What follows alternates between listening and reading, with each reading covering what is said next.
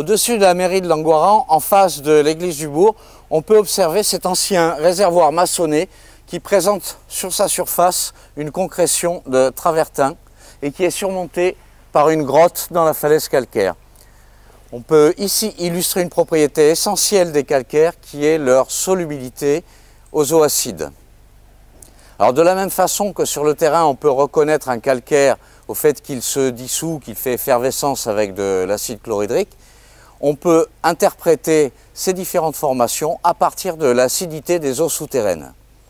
Dans un premier temps, les eaux de pluie vont s'infiltrer et traverser le sol et s'imprégner en acide humique.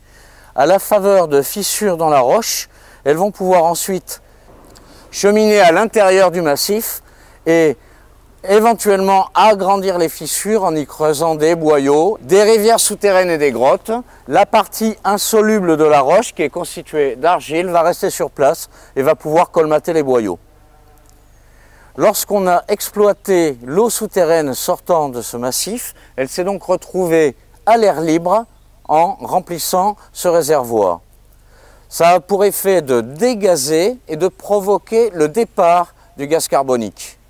Ce qui permet à ce moment-là à l'eau de redéposer le calcaire. C'est ce que nous observons. Cette concrétion de travertin est une redéposition du calcaire qui avait été précédemment dissous en traversant le massif.